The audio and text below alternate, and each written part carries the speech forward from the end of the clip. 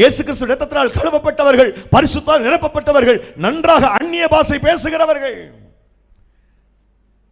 தேவனுடைய பரிபூரணமான சித்தத்தை விட்டு விலகி வெகு காலமாயிற்று. 100க்கும்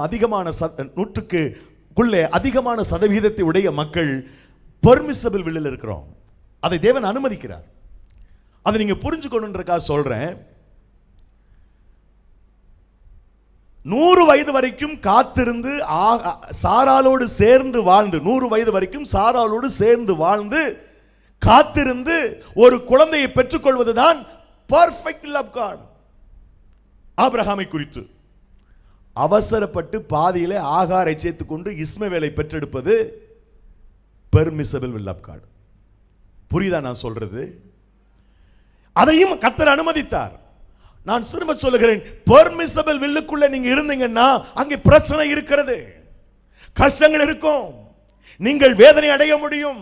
ஆனால் பர்ஃபெக்ட் வில்லுக்குள்ள போயிட்டீங்கன்னா ஒரு நாளும் பிரச்சனை இருக்காது.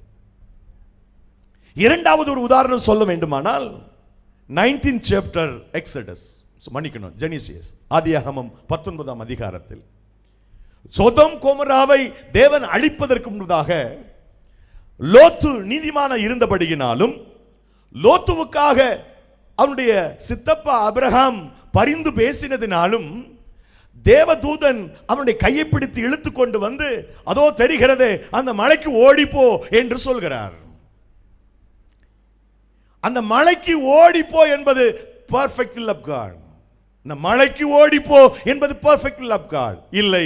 அந்த மலைக்கு போறது ரொம்ப கஷ்டம், இந்த ஊர் ரொம்ப பக்கத்தில் இருக்குது, அருகாமையில் இருக்கிறது, அங்கே போய் கொள்ளுகிறேன் என்று இவன் ரீ அப்பீல் பண்ணது பெர்மிசபிள் வில் ஆஃப் காட். நீங்கள்